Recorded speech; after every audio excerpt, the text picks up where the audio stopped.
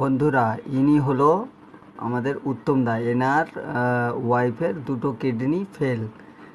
ঠিক আছে, তো বলছি, এই যে দাদাটার আমি পিকচার দেখালাম, এই দাদাটার ওয়াইফটাকে বাঁচানোর জন্যে, কিডনিটা দিবার জন্যে, ঠিক আছে, মানে আরেকটা দাদা কিডনি ডোনেট করবে বলেছিল। আমি সেই দাদাটাকে দেখাচ্ছি।